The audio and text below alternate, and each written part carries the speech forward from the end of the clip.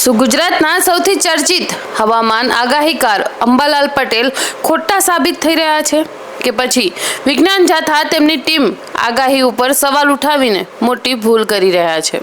આખરે આ વિવાદ પાછળનું સત્ય શું છે? આવો જાણીએ। નમસ્કાર મિત્રો, છેલ્લા કેટલાક દિવસોથી ગુજરાતમાં એક નવી ચર્ચાએ જોર પકડ્યું છે।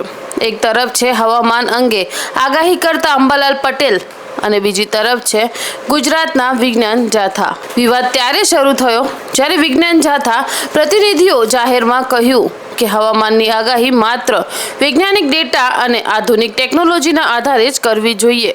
તેમના મત મુજબ લોકોએ ખાસ કરીને ખેડૂતને સત્તાવાર હવામાન વિભાગની આગાહી પર જ વિશ્વાસ કરવો જોઈએ। પરંતુ આ નિવેદન બાદ અંબાલાલ પટેલે પણ જવાબ આપ્યો છે। તેમણે કહ્યું કે તેમની આગાહીઓ માત્ર અંદાજ નથી, વર્ષોનો અનુભવ, કુદરતી પરિબળોનું નિરીક્ષણ અને વાતાવરણના વિવિધ ચક્રોના અભ્યાસના આધારે તેઓ આગાહી કરે છે। હવે સવાલ એ છે કે લોકો કોની વાતને માનશે? એક બાજુ આધુનિક વિજ્ઞાન, સેટેલાઇટ અને કોમ્પ્યુટર મોડેલ છે, તો બીજી બાજુ દાયકાઓનો અનુભવ અને પરંપરાગત અભ્યાસ છે।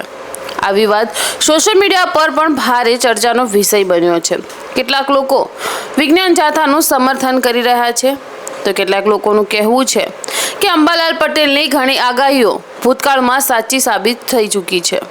પરંતુ અહીં સૌથી મહત્વની વાત એ છે કે હવામાન વિભાગ એક એવી બાબત છે જેમાં કોઈ પણ આગાહી 100% ચોક્કસ હોતી નથી, કારણ કે કુદરત ઘણી વખત અચાનક બદલાવ લાવી શકે છે। આ વચ્ચે અંબાલાલ પટેલ આગામી દિવસોમાં ગુજરાતમાં વરસાદની સ્થિતિ વધુ સક્રિય થવા હોવાની સંભાવના પણ વ્યક્ત કરી છે। હવે તેમની આ આગાહી કેટલી સાચી સાબિત થાય છે તેના પર સૌની નજર ટકેલી છે। તો મિત્રો, તમારા મત મુજબ કોની વાત પર વધુ વિશ્વાસ કરવો જોઈએ, આધુનિક વિજ્ઞાનની કે વર્ષોના અનુભવની?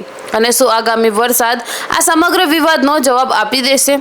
તમારો અભિપ્રાય કમેન્ટ બોક્સમાં જરૂરથી બતાવજો।